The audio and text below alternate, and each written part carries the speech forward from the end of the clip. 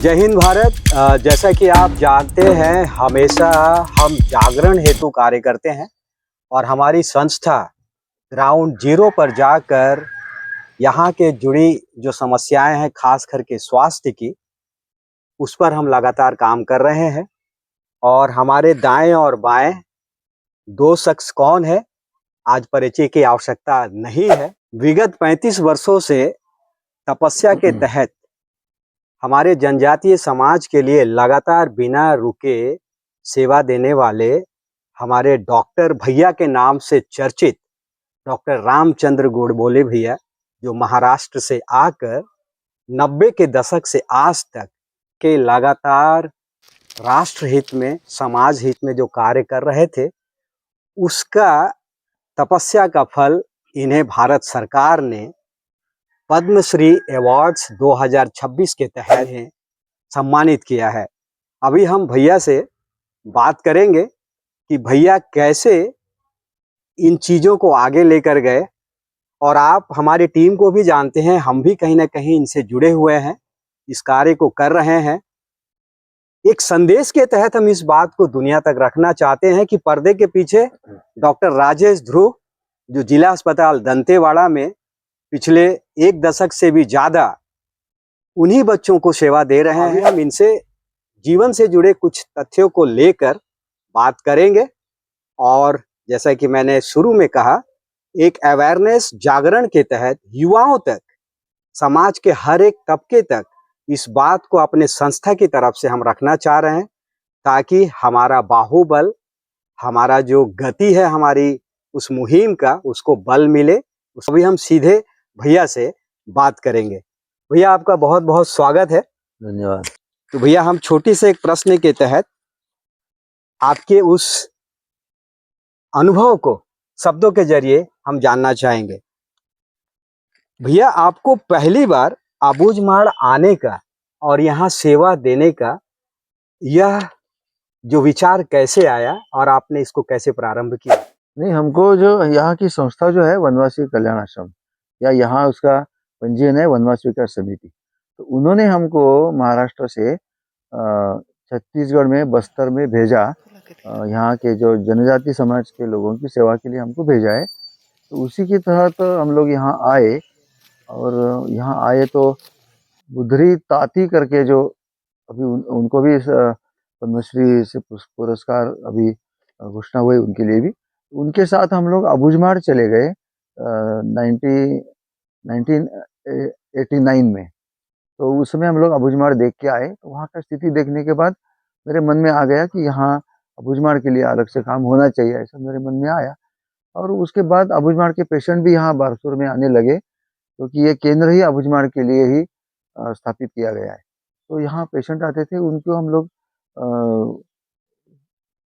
सेवा दे रहे थे, और उन पेशेंट को हम लोग जगदलपुर, रायपुर ले जाके ठीक करवा के लाते थे। 1990 की बाद की बात है वो, तब से अबूझमाड़ से परिचय है।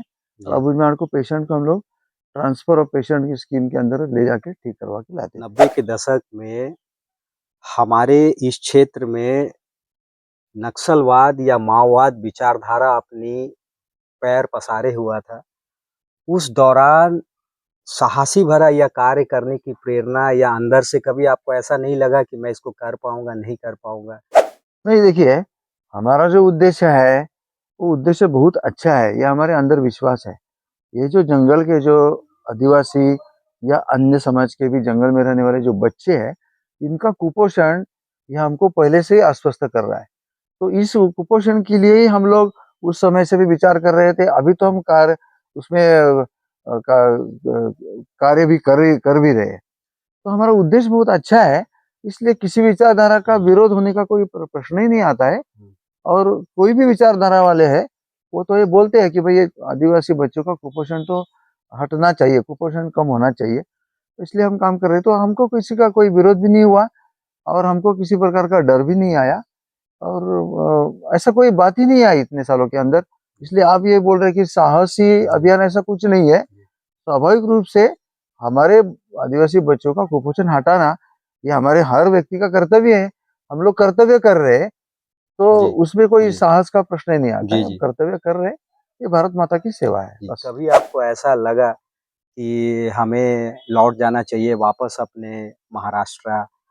अब बहुत हो गया, अपेक्षाएँ रहती है, उसके अनुरूप जब कार्य नहीं होता है, हम इंसान हैं, कभी-कभी हमारा मनोबल भी टूटता है। कभी ऐसी कोई घटना घटी हुई है आपके साथ? नहीं, होता है, ऐसा निराशा तो आती जी, ही रहती है, जी, निराशा तो आती रहती है। जी, जैसा अभी मैं कभी-कभी मज़ाक से बोलता हूँ कि मेरी 2 पत्नियाँ हैं। जी, एक तो सुनीता गोडबोले मेरी पत्नी है, जी, दूसरी पत्नी मेरी निराशा भी है, जी, तो जी, वो भी उसके साथ मैं चलते रहता हूँ। जी, जी, लेकिन जी, हमारा जो ध्येय है, जी, जनजाति समाज को जी, अच्छा बनाना, सबल जी, बनाना। जी, और देखिए, इतनी कठिनाइयों के बावजूद भी ये समाज जिस जीवन निष्ठा से काम करता है, वो जीवन निष्ठा अपने को प्रेरित करती है। तो जी, अंधश्रद्धा के जी, कारण जी, किसी की हत्या भी हो जाती जी, है, ये हम जी, लोगों ने देखा भी है, हुँ, आँखों के सामने देखता है। जी, तो कभी-कभी निराशा बहुत आ जाती है कि भाई इस समाज में ये इतनी अंधश्रद्धा और उसमें हत्या ये कैसी हो जाती है। जी, तो कभी-कभी मैं सोचता हूँ कि हमारे पुरखे भी कैसे थे हमको जी, कहाँ मालूम है? जी, जी, हमारे पुरखे भी शराब पीते होंगे,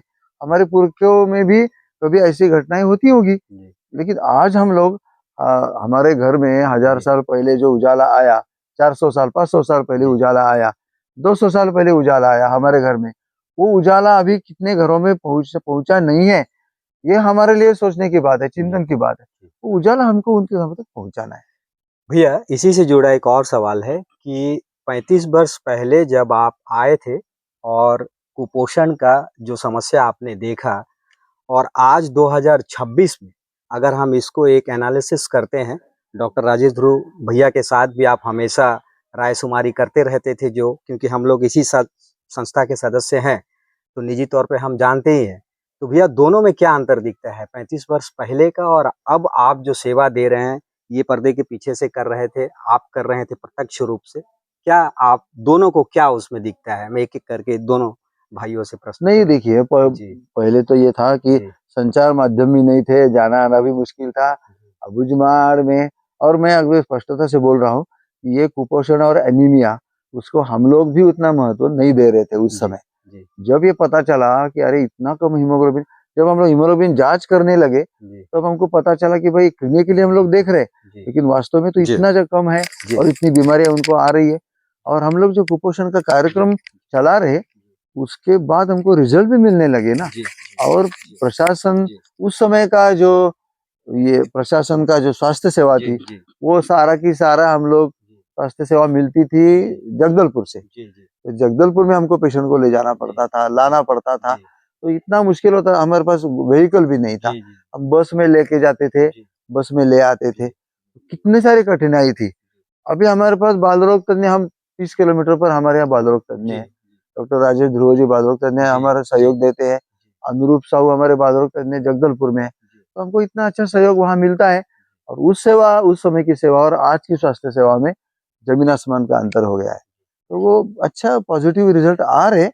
हम सब लोग मिलके इन बच्चों के लिए हमारा जीवन बिताना चाहिए, ऐसा मेरा कहना है। जैसे कि अभी हमें भी ज्ञात है कि जी, आप एक प्रशासनिक पद पे अहम मतलब एक आपकी पोजीशनिंग है। जी। आप पर्दे के पीछे भैया को सहयोग कर रहे थे, जो बहुत कम लोगों को पता है। लेकिन उसके बावजूद भी आप जब भी आपको समय मिलता था, आप सहयोग करते आ रहे थे। तो जो 35 वर्ष पहले और जी, अब आपके देख-रेख में जब आपने दंतेवाड़ा का प्रभार सँभाला, जी। आप क्या देखते हैं और इसको आगे क्या संदेश देना चाहते सर जो ये ज़मीनी तौर पे सर लोग जो कर रहे थे काफ़ी सर से इस बीच में मेरा मैडम से कई बार संवाद हुआ और एनीमिया के विषय में हुआ, बच्चों के कुपोषण के विषय में हुआ और जो भी एक्सपर्टाइज़ की ज़रूरत पड़ती थी और हम लोग उसको किस तरह से उसको पूरा कर सकते हैं, इस संबंध में सर से कई बार चर्चा हुआ और कई बच्चों को लेके भी चर्चा हुआ कि हम उसका किस प्रकार से उसको बेहतर उसकी खून की कमी को दूर कर सकते हैं, उनमें कुपोषण को दूर कर सकते हैं। टेक्निकली सर से कई बार बात हुई एक चिकित्सक के तौर पे और हम लोग की यही कोशिश रहती है कि हम उसको और अच्छे से किस प्रकार से करें और आने वाले समय में भी सर के साथ जो योजना बन रही है कि हम और बेहतर तरीके से इस काम को आगे बढ़ाएँ और ज़्यादा से ज़्यादा बच्चे जो हैं हमारे उनको उसका लाभ मिले। कुपोषण दूर हो इस एरिया से और खून की कमी जैसी बीमारियां जो हैं वो ना हो। हम सबका मिलके यही प्रयास हैं? रहेगा भैया आगे। एक चीज़ और है, यहाँ की सबसे बड़ी गलती आप समाज में क्या देखते हैं, जिससे बाहरी दुनिया आज तक अपरिचित है, उसे पता नहीं है? जब आप काम करते हैं, उसको लेके? नहीं देखिए, बाहर की दुनिया को पता भी हो सकता है, लेकिन मेरे अंदाज से जी, हमारे जनजाति समाज की जी, सबसे बड़ी समस्या ये जी, है कि जन्म से लेके मृत्यु तक जी, हमारा समाज जी, किसी भी चीज को गंभीरता से नहीं लेता है। ये सबसे बड़ी समस्या है। सारे प्रश्न इसी से निर्माण हुए जी, कि हम गंभीरता से ले। हमारे बच्चों का स्वास्थ्य या हमारे लिए गंभीरता का विषय होना चाहिए। हमारा स्वास्थ्य गंभीरता का विषय होना चाहिए। हमारी गरीबी है, हमारा अज्ञान है, हमारे सामने अनेक विचारधारा उसके जी, उसके कारण होने जी, वाले अनेक प्रकार के जो ये विषय आते हैं। हम जनजाति समाज के लोग जो है, हम आदिवासी लोग, हमको हमारे समाज के प्रति गंभीरता से ही सोचना चाहिए। हम हमारे कितने युवा लोग हैं, वो वहाँ तेलंगाना में जाते हैं मजदूरी करने के लिए। अब हम पूछते हैं ना, अब आपकी लड़की कहाँ चली गई? वो फला-फला जगह पर काम कर रही है। मोबाइल नंबर है? नहीं मालूम। कहाँ रहती है? नहीं मालूम। वो ठेकेदार कौन है? नहीं मालूम। अरे आप लड़की को भेज रहे हो इतना दूर, तो आपको मालूम होना चाहिए। फिर हमारे पास ऐसी केसेस आती है, फिर हम यहाँ कलेक्टर साहब को मिलते हैं। फिर ये तेलंगाना के कलेक्टर को संपर्क करते हैं, फिर वो लड़की को छुड़वा के लाते हैं। अरे हम गंभीरता से ले, हमारी लड़की कहाँ जा रही है? जी, जी, किस तरफ जा रही है? जी, जी, तो बच्चों का भी कुपोषण का भी हम लोग बार-बार वही बोलते हैं। जी, भाई इसको गंभीरता से ले लो। हमारा समाज इसको बीमारी के तौर पर ले नहीं रहा है। तो कुपोषण में आया, बच्चा संकट में, ये भी उनको पता नहीं। हम उसको बचा के बाहर निकाले, ये भी उनको पता नहीं है। तो हमारे जनजाति समाज के, आदिवासी जी, समाज के जो जी, युवा लोग हैं, ये युवा लोग अभी जागरूक हो जाए कि भाई ये हमारे बच्चों का, आपके होने वाले बच्चों का भी स्वास्थ्य आपको अच्छा तरीके से रखना है। हमारे अब्जों रुपए इसमें बेकार जा रहे हैं, हमारे जेब से। प्रशासन के तो जा ही रहे, समाज के भी लाखों तो जी, करोड़ों अब्जों रुपए जी, इसमें बेकार जा रहे। तो इसको गंभीरता से जी, हमारा समाज ही गंभीरता से लेना चाहिए। गैर आदिवासी समाज कितना गंभीरता से लेगा वो अलग बात है। हम उस समाज के घटक हैं, हमको उस जी। विषय को गंभीरता से लेना चाहिए। कुपोषण सिर्फ भोजन की कमी है या फिर व्यवस्था या सोच की कमी? आपको क्या लगता है? नहीं, भोजन की कमी, मलेरिया का कमी, ये सब है। सबसे बड़ा कुपोषण हमारे दिमाग में आया है। हमको सोचना जी, है। अभी हमारा जो मुख्य कार्यकर्ता है यहाँ, हमारा चित्तूराम वेग करके जी, हमारा मुख्य कार्यकर्ता है। ये सारे विषयों को वही संभालता है, वही मैनेजमेंट करता है। उसके घर में कुपोषण है, जी, तो चित्तूराम बोलता है कि मेरे घर के लोग मेरी नहीं सुनते, अब क्या बोलोगे? जी, तो यही से सब शुरू करना पड़ेगा, जी, हमारे जी, घर से ही सारा जी। विषय चालू करना पड़ेगा। भैया, जब संस्था के पास व्यवस्थाएँ नहीं थी, संसाधन नहीं थे, उसके बावजूद आप जो है इस सेवा कार्य को आपने प्रारंभ किया। ऐसी विपरीत परिस्थितियों में काम करने के बाद जब आपको यह सम्मान माँ भारती के तरफ से भारत सरकार के द्वारा अभी राज्य सरकार भी लगातार आपको फ़ोन पे फ़ोन कर रही हैं, व्यवस्थाएँ दे रही हैं। तो ये सारी चीज़ों को देखते हुए आप हमारे युवा वर्ग को या फिर जनप्रतिनिधियों को कोई संदेश देना चाहेंगे क्या? मैं सबको संदेश देता हूँ, और जी, खास करके जो जी, जनजातीय समाज के जो प्रतिनिधि लोग हैं, जी, उनको मैं खास करके ये संदेश देना चाहता हूँ, क्योंकि उनके हाथ में सब कुछ है। यहाँ के विधायक हैं, यहाँ के सांसद हैं, सब जी, कितने तो जी, जनजाति समाज के हैं। जी, तो मैं ये कह रहा हूँ कि हुँ, हम सब जी, अपना-अपना विषय में आगे जा रहे हैं, सब काम कर रहे हैं, सब कर रहे हैं। जी, लेकिन मुझे कहीं भी ये बात नहीं दिख रही है जी, कि हमारे समाज के जी, पढ़े लिखे लोग, जी, हमारे समाज के जो क्या बोले प्रभावशाली व्यक्ति, जी, किसी के मन में ये इस बात का दुःख मुझे नहीं मालूम हो रहा है कि हमारे बच्चों का कुपोषण हमारे लिए प्रायोरिटी है। टॉप प्रायोरिटी जो है, वो हमारे बच्चों का कुपोषण होना चाहिए। इसमें मुझे जागृति नहीं दिख रही है। मुझे बोलने में दुःख हो रहा है, लेकिन ये मेरा अनुभव है। हम जंगल में जाके मेडिकल कैंप लगाते हैं, वहाँ के सरपंच आते नहीं हैं। वहाँ के जो उप-सरपंच है, वार्ड पंच है, वो मेडिकल कैंप में नहीं आते। अरे ये तो आपके गाँव के लोगों के लिए हम मेडिकल कैंप लगा रहे हैं, निःशुल्क लगा रहे हैं। आपको उसमें क्यों नहीं आना चाहिए? आना जी, चाहिए। हमारे हाथ में हमारा भविष्य है। और मैं और एक बात युवा लोग और हुँ, सारे लोगों को मैं ये संदेश देना चाहता हूँ, हमारे समाज का जी, भविष्य हमारे हाथ में होना चाहिए। दूसरे किसी के हाथ में हमारा भविष्य मत दे दो। जनजाति समाज के युवा लोग हैं, सब लोग हैं, हमारा भविष्य हमारे हाथ में होना चाहिए। हमारा भविष्य दूसरा कोई आके तय करेगा, ये क्यों होना चाहिए? तो हमको गंभीरता से लेना चाहिए सारी तो चीज़ों जब के एक बारे में। कुपोषित बच्चा या उसका कोई परिवार जब सुपोषण की ओर बढ़ जाता है और उसके चेहरे में जब हंसी आती है, तो वो पल आपको भी कैसा लगता है और डॉक्टर भैया को कैसा लगता है? मैं दोनों आप गणमान्य व्यक्ति विशेष से पूछना चाहूँगा।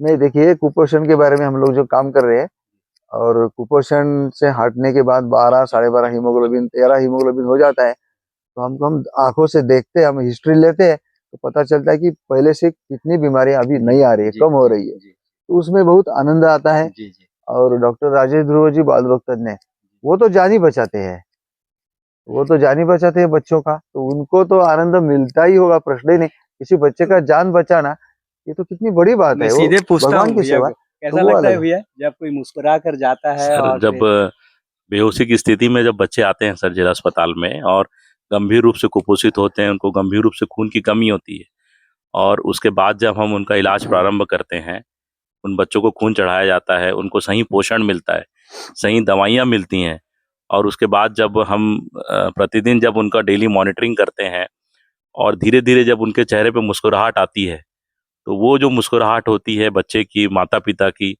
उससे अनमोल कोई चीज़ हो ही नहीं सकता और उससे जो आनंद मिलता है, उससे अप्रतिम बोलना चाहिए कि एक संतुष्टि मिलती है कि हमने एक ऐसे शिशु की मदद की, जो कि मरणासन अवस्था में था।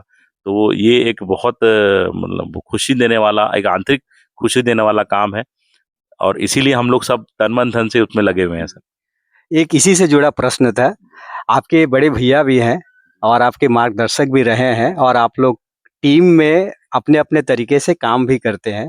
अभी भैया को जो सर्वोच्च जो पुरस्कार और दीदी को भी प्राप्त हुआ है, आप इसमें आपके मन की बात क्या है ज़रा आप दुनिया को बताएँगे? सर ये हम सभी के लिए बहुत ही आनंद का विषय है कि जो कई वर्षों से निरंतर इस क्षेत्र में जो कुपोषित बच्चों के लिए और जो खून की कमी वाले बच्चों के लिए, जो पिछड़े बच्चों के लिए, जनजातीय समुदाय के बच्चों के लिए जो उम, डॉक्टर सर और गोडबोले मैडम जो कर रहे हैं, वो बहुत ही अनुकरणीय है और अभी तक हम लोग जानते थे और चूँकि भारत सरकार के माध्यम से जब अब पद्मश्री अवार्ड दिया गया है, अब उस पूरी जो निरंतर से अभी भी निरंतर चल रहा है, इवन सर और मैडम रिसर्च का काम भी करते हैं कि क्यों इस तरह के बच्चों में प्रॉब्लम हो रही है, किस तरह का इम्प्रूवमेंट आना चाहिए।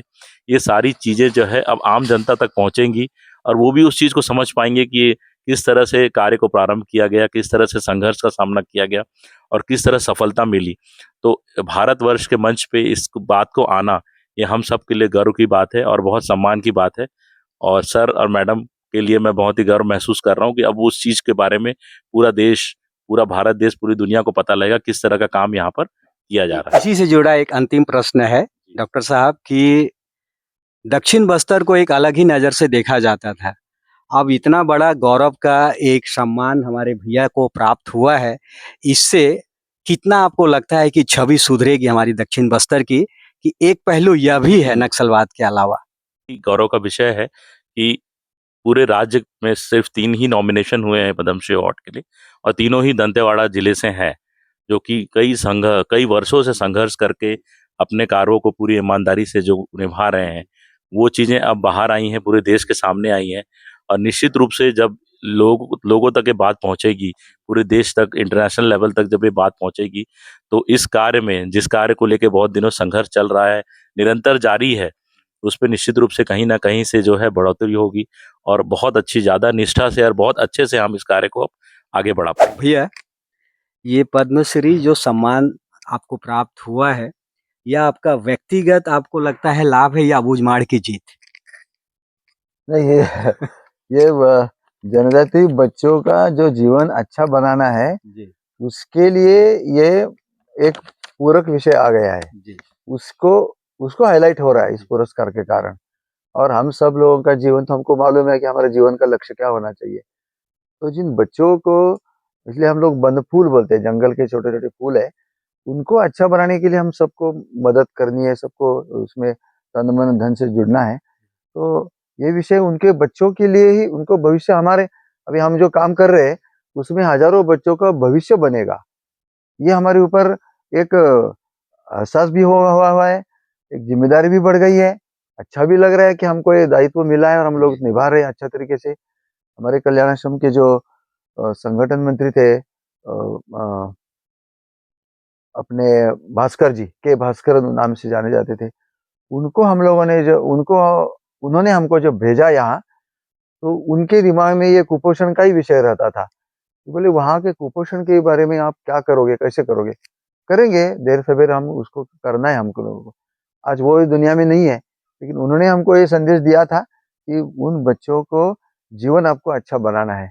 तो उसमें हम लोग अभी तक जुड़े हैं, कर रहे हैं और भी अच्छा तरीके से करेंगे। इस पुरस्कार के कारण हमारा प्रोत्साहन भी मिला है, हमको उत्साह भी मिला है और कई लोग इसमें जुड़ भी रहे। तो ये विषय हाइलाइट होना चाहिए और बच्चों को कुपोषण के प्रति हमारा और लगन बढ़नी चाहिए। ये पुरस्कार का यही फल मिलना चाहिए सारे समाज को। बाकी व्यक्तिगत मुझे जो मिलना है वो मिला, वो अलग बात है, लेकिन समाज को मिलना इसका मतलब भैया जिम्मेदारी अभी आपकी पहले के मुकाबले बहुत ज्यादा बढ़ने वाली है। बिल्कुल, ज़िम्मेदारी हम सबकी बढ़ने वाली है। पुरस्कार तो हमको प्रोत्साहन देने के लिए भी मिला है और ज़िम्मेदारी बढ़ाने के लिए भी दिया है वो। तो आगे का मार्ग और भी थोड़ा ज़्यादा कठिन होने वाला है, लेकिन हम करेंगे। हमारे अंदर का भगवान हमको राह दिखाएगा, तो मुझे पूरा भैया विश्वास है। अंत में सरकार और समाज को एक ऐसा संदेश आप दीजिए आपके मुताबिक कि जब इंसान लगातार एक लक्ष्य को लेके कार्य करता है और उसमें अगर आपसी सहयोगिता अगर बढ़ती है तो उसमें गति बहुत प्राप्त होता है। तो कहीं न कहीं सरकार और समाज सही परिप्रेक्ष्य में, सही पैमाने में अगर इस मुहिम में आगे आए, तो इसका क्या प्रतिफल हो सकता है? उसमें भैया 2 शब्द आप। हम लोगों को आगे बढ़ना है और ये लक्ष्य हमारे जीवन का लक्ष्य हमको निर्धारित करना है। हम प्रशासन में कोई सरकारी पद पर है या हम व्यापारी है या और किसी है, खेती में काम करते हैं, जंगल के आदिवासी हम लोग जो भी है, हमको हमारा जीवन का लक्ष्य क्या मिला है वो हमको ढूंढना है और उस लक्ष्य को हमको उसका लक्ष्य का पीछे करना चाहिए। हमको इसमें एक समाधान मिल रहा है कि जिस लक्ष्य को हम लोग निकले वहां से महाराष्ट्र से और बस्तर में हमको भेजा गया, अभी भी उस लक्ष्य को हम लोग पीछा कर रहे हैं और वो लक्ष्य के प्रति हम लोग आगे निकल रहे हैं। बहुत सारे लोग हमको सहयोग देने के लिए आ रहे हैं और हमारा लक्ष्य भी वो और हमको अच्छा तरीके से मालूम हो रहा है कि हमारा जीवन का लक्ष्य क्या था और भी अच्छा तरीके से सामने आ रहा है।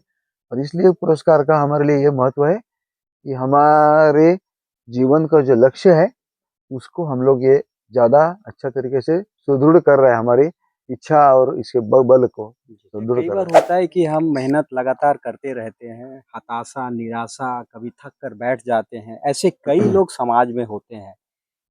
लेकिन आपका जो जीवंत उदाहरण जो हम लोग निजी तौर पे देख रहे हैं, समझ रहे हैं, जान रहे हैं क्योंकि हम लोग आपसे जुड़े हुए हैं और हम लोग ज़मीन पे जाकर आपके मार्गदर्शन में ये सारा काम करते हैं।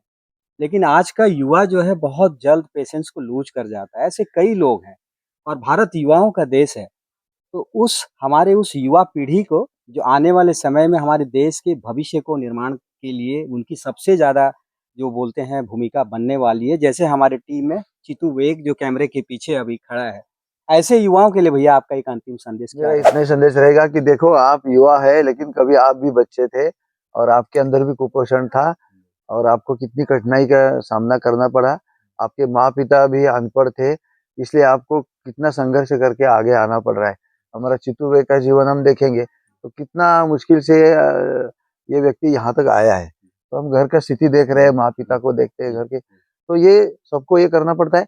जो हमारे युवा लोगों को बचपन में जितनी कठिनाई आ रही थी, हमारे आगे वाले पीढ़ी को इतनी कठिनाई नहीं आ रही आनी चाहिए। तो नहीं आनी चाहिए तो हमको काम करके दिखाना है, बहुत तभी हमारा समाज का भविष्य अच्छा बनेगा। जी, जी। भारत जैसा कि आप जानते हैं हमारी बड़ी दीदी सुनीता गोडबोले दीदी और डॉक्टर रामचंद्र गोडबोले भैया, इनके अथक प्रयास, इनके परिश्रम, इनकी तपस्या का फल कहीं न कहीं माँ भारती के तरफ से भारत सरकार के स्वरूप इन्हें पद्मश्री 2026 के तहत प्रदान किया गया है। भैया से अभी हमारी बात हो रही थी, पर्दे के पीछे डॉक्टर राजेश ध्रुव भैया से बात हो रही थी। लेकिन आप जानते हैं कि पूरी चीज़ों को चलाने के लिए आपसी तालमेल बहुत आवश्यक होता है। एक दंपति होने के नाते भी और एक समाज में लगातार बिना रुके, बिना थके कार्य करने की उस मुहिम तक पहुँचने हेतु भी। अभी हम दीदी से सीधा शुभकामनाएँ के साथ, वंदन, अभिनंदन के साथ हम लोग इस बात को रख रहे हैं कि दीदी एक पूरे युवा वर्ग को, समाज को दीदी आप एक संदेश दीजिए कि जो आपका जो अनुभव रहा, उस अनुभव में जो बाकी पीढ़ी जो आगे आ रही है दीदी, उनको आप क्या बोलना चाहेंगे? मुझे तो ये जो पुरस्कार, सबसे पहले मैं ये जो पद्मश्री पुरस्कार मिला है उसके लिए भारत सरकार, छत्तीसगढ़ राज्य सरकार और जिला प्रशासन का के प्रति बहुत आभारी हूँ और उनको धन्यवाद देना चाहती हूँ। लेकिन मैं हमारा सभी का हम संस्था में जो भी काम करते हैं सब कार्यकर्ताओं का यही मानना है कि बस दंतेवाड़ा, खास करके दक्षिण बस्तर में दंतेवाड़ा और बाकी दक्षिण बस्तर के दोनों जिले जिसके लिए कुप्रसिद्ध है एक प्रकार से, नक्सलवाद हो या और ऐसे ये आतंक के लिए, तो उसको तो प्रचारित तो हो गया है, लेकिन ये जो यहाँ के जनजातियों की जो भी समस्याएं हैं और जो सालों से मतलब कम से कम 1000-2000 साल से ये उपेक्षित समाज है, तो उसके लिए जो काम हो रहा है अलग-अलग संस्थाओं के द्वारा हो रहा है, उसी उसी प्रकार हम लोग भी शिक्षा और स्वास्थ्य में खास करके लगे हुए हैं। तो ये काम को समझना और इसके लिए फिर अपना कहीं किसी को समय देना चाहते हैं और कुछ सहयोग करना चाहते हैं आर्थिक रूप से, तो ये इसके कारण मतलब मैं ये मानती हूँ कि ये पुरस्कार के कारण ये सभी बातें आज अभी लोगों के सामने आएगी कि दंतेवाड़ा में सबसे प्रायोरिटी के प्रश्न कौन से हैं और उसमें हमको ध्यान देना चाहिए। और मैं सभी से अपील करती हूँ, एक आह्वान करती हूँ, विनम्र आह्वान है हमारा कि जो भी आप मतलब करियर तो है, अभी युवा वर्ग को अगर कहेंगे तो उनका करियर है, अपने को किसी को डॉक्टर बनना है, किसी को आईटी क्षेत्र में जाना है, बहुत सारे ऑप्शंस है आज के युवाओं के सामने तो। लेकिन ये सब करते हुए भी हमारे जो समाज है, यहाँ जो बहुत सालों से उपेक्षित है, वो भी अभी भी वो मतलब अन्न, वस्त्र और मकान जैसे मतलब ऐसे इसमें भी जूझ रहा है। उनको पानी, बिजली की सुविधाएँ भी अच्छे से उपलब्ध नहीं है। तो ऐसे समाज को साथ में रख के हम हमारे भारत माता आगे बढ़ रही है, ये कहने में कोई मतलब नहीं है। और हम अगर ऐसा मतलब 26 जनवरी और 15 अगस्त में केवल भारत माता की जय बोलेंगे तो वो भी फिर अपना दायित्व हम निभा नहीं रहे हैं, ऐसा मुझे लगता है। तो हमारा एक विनम्र अनुरोध है कि आप हमारे संस्था का काम देखने ज़रूर आइए। अगर कोई अपना समय ध्यान देना चाहते हैं तो वो भी पूर्व नियोजित तरीके से उसका सब आयोजन हो जाएगा और उस प्रकार से वो श्रमदान कर सकते हैं। हाँ, एक है कि यहाँ पर जो भी सुविधाएँ उपलब्ध है, उसी में ही रहने की और काम करने की तैयारी चाहिए। लेकिन एक अनुभव के तौर पर, फेलोज़ के तौर पर आप ज़रूर आ सकते हैं। ख़ास करके मैं ये युवाओं के लिए बोल रही हूँ और जो सोशल साइंस में और सोशल क्षेत्र में जो पढ़ाई कर रहे हैं, उनके लिए तो ये मेरा और अलग से आह्वान है कि उन्होंने ज़रूर इस क्षेत्र का अनुभव लेना चाहिए और आना चाहिए। हमारे मतलब इसमें संस्था में उनका सभी का स्वागत है। और रही बात आर्थिक इसकी, तो जैसा कि अभी हम लोग मतलब आप सभी जानते होंगे या फिर ये जानकारी मैं देना चाहूँगी कि हमारा पूरा जो काम है, वो आर्थिक दृष्टि से हम समाज से ही करते हैं। अब बहुत सारे लोग पूछते हैं कि आप सरकार से क्यों नहीं लेती है, सरकार इतना सारा करती है। तो शासन तो करता ही है, जिला प्रशासन भी हमको अच्छे से सहयोग करता है, कुछ प्रोजेक्ट्स के लिए होता है वो। लेकिन रही बात समाज की ज़िम्मेदारी की, तो मुझे लगता है कि समाज को अपनी ज़िम्मेदारी निभानी चाहिए और इसमें जितना हो सके अपना आर्थिक और मतलब श्रमदान के रूप में या मतलब ऐसे कुछ सहयोग दे सकते हैं, देना चाहिए। देने की इच्छा भी है, बहुत सारे लोग अभी संपर्क भी हमको कर रहे हैं, लेकिन मुझे खास तौर से अपना दक्षिण बस्तर के जितने भी बड़े-बड़े शहर है, बचेली है, बेलाडीला है, अपना दंतेवाड़ा, सुकमा ये जिला स्थान है। तो ऐसे जिला स्थानों से फिर उसके बाद रायपुर तो अभी धीरे-धीरे मेट्रो सिटी हो ही गई है, बिलासपुर है, राजनांदगांव है, भिलई है, ऐसे सभी जो बड़े शहर हैं, वहाँ के लोगों से भी ये हमारा विनम्र आह्वान है कि आप लोग भी ज़रूर आइए, यहाँ पर देखिए। अभी बस्तर की मतलब दक्षिण बस्तर की जो भी समस्याएँ हैं, उनसे आपको अवगत होना चाहिए और उसके लिए आप जो भी सहयोग करना चाहते हैं, वस्तु रूप में या आर्थिक रूप से, वो भी हमें स्वीकार है। उसका हम वितरित करना, लोगों को समझाना, ये सभी करते हैं। कुछ टेक्निकल सहयोग भी रहता है, जैसे किसी को पानी के बारे में कुछ जानकारी है, तो उसके लिए वो मदद कर सकता है या फिर और भी मतलब बहुत सारे यहाँ पर जो जमीनी स्तर की समस्याएं हैं उनके लिए कृषि के बारे में बहुत सारे मतलब यहाँ जैविक कृषि का घोषित हुआ है, फिर भी आज बहुत सारे लोग जो कुल्थी है, उड़ीद है, अपना रागी है, इसको लगाना धीरे धीरे छोड़ रहे हैं। तो ये सब उनको उसकी महत्ता बताना, उसके लिए उनको जागरूक करना, उनका ट्रेनिंग लेना, इसके लिए भी अगर आप आना चाहते हो तो बिल्कुल आ सकते हैं। तो ऐसे अलग-अलग क्षेत्रों में भी यहाँ बहुत सारा काम है, बहुत करने की आवश्यकता है, तभी ये सभी जब कोई भी देखिए परिवार में भी हम बोलते हैं ना कि कोई एकाध भी घर का व्यक्ति अगर कमाने वाला नहीं है या अच्छा पढ़ा-लिखा नहीं है या कुछ अन्य मतलब इसमें लगा हुआ है क्या बोलते हैं गैर कानूनी इसमें, तो कितना दुःख होता है वो परिवार को। हम उसको अपना मानने के लिए भी मना कर देते हैं। तो यहाँ तो पूरा का पूरा समाज में अभी तक हमारे बराबरी में नहीं आया है, उसको सम्मान भी नहीं मिल रहा है, उसका आत्मभान जागृत नहीं हुआ है। तो मुझे लगता है ये सबके लिए हमें बस्तर आना बहुत ज़रूरी है और आप हमें आशा है कि आप इसमें हमारा सहयोग ज़रूर देंगे। धन्यवाद। दीदी एक प्रश्न और था ये था जैसे कि हमारे बीच डॉक्टर राजेश ध्रुव भैया भी सामने में है हाँ, हाँ। जो अक्सर अलग-अलग तरीके से आप लोगों को या हमारी टीम को मदद करते रहते हैं। बिल्कुल, तो बिल्कुल। इनके लिए या ऐसे और भी डॉक्टर हैं दीदी, उनके लिए कुछ हाँ। संदेश देना चाहेंगे दीदी? हाँ, हाँ। अभी जैसा भाई साहब ने बताया ध्रुव सर तो है ही यहाँ पर और हम जब भी कभी भी अस्पताल में बच्चों को आप पीडियाट्रिशियन है, बाल रोग तज्ञ हैं, तो स्वाभाविक रूप से जभी भी बच्चों को ले जाते हैं तो हमें अच्छे से सहयोग मिलता है। कुछ भी से कभी सेकंड ओपिनियन लेना पड़ता है, तो कभी बच्चों को ट्रांसफर करना पड़ता है रायपुर या जगदलपुर, तो ये सभी के लिए आपका सहयोग मिलता है और समय पर वहाँ पर इलाज तो होता ही है। उनके पास कभी भी शाम को 6 बजे जाओ सुबह 8 बजे जाओ, वो हमेशा अवेलेबल रहते हैं हमारे लिए और उन्होंने ये हमको बताया भी है कि आप कभी भी आ सकते हैं। तो इस प्रकार की सेवा भी आप यहाँ पर दे सकते हैं। तो मतलब कहाँ कहीं भी हमको जैसे आज तो टेलीमेडिसिन की भी सुविधा है या और बहुत सारे ऐसे ऑटो इम्यून डिसीज है और कैंसर के हैं, तो ऐसे पेशेंट के लिए ना हमको बहुत सारी सेकंड ओपिनियन की आप पूरा ही मतलब कहाँ पर इलाज करेंगे, कौन-सा अस्पताल में इसकी सुविधा है, आयुष्मान कार्ड वगैरह सुविधा है, फिर भी उसके बावजूद भी कभी-कभी ज़्यादा पैसा खर्चा करना पड़ता है। तो वो मेन बात पैसे की ना होते हुए उसका एक सही सलाह कि भई ये डॉक्टर साहब हैं, आप यहाँ पर जाइए, आपका ठीक से सब हो जाएगा।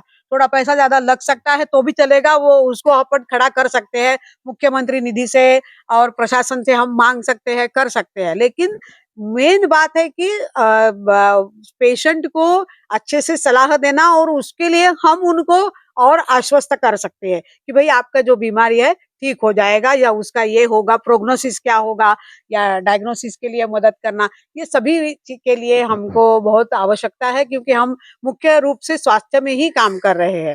तो ऐसे डॉक्टर्स और इनको भी बहुत मेरा अनुरोध है हमारा कि आप ज़रूर आपका योगदान इसमें दे सकते हैं। भारत संस्था के तरफ से हम लोग जागरण के तहत एक छोटा-सा अपने बड़े भैया, दीदी और साथ में हमेशा सहयोग करने वाले डॉक्टर राजेश ध्रुव जो मेरे परम मित्र भी हैं, हमारा एक ही आह्वान था, एक तो समाज के उत्थान के लिए हर एक को आगे आना।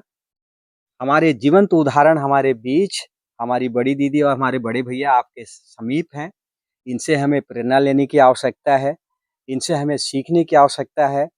थक कर, हार कर बैठने की ज़रूरत हमें नहीं है।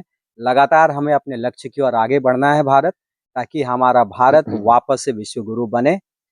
आज ये सिर्फ़ एक छोटा-सा संवाद नहीं था, हम लोग अपनी संस्था की तरफ से एक संदेश देने का कार्य कर रहे थे हमारे आने वाले युवा पीढ़ी को। आप हमारे साथ बने रहिए भारत, इसी तरीके से समय-समय पर जो भी चीज़ें होंगी संस्था की तरफ से, आप तक हम अवगत कराते रहेंगे। एक बार फिर से हम हमारे डॉक्टर भैया, हमारी बड़ी दीदी को आभार व्यक्त करते हैं, अपने संस्था की तरफ से, हर एक कार्यकर्ता की तरफ से, समाज की तरफ से, राष्ट्र की तरफ से और साथ ही भारत सरकार को भी हम बहुत-बहुत वंदन, अभिनंदन करते हैं कि आपने हमारे दीदी और भैया के कार्यों को समझा, जाना और विश्व पटल पे रखने का प्रयास किया। बहुत-बहुत धन्यवाद भारत। धन्यवाद सर।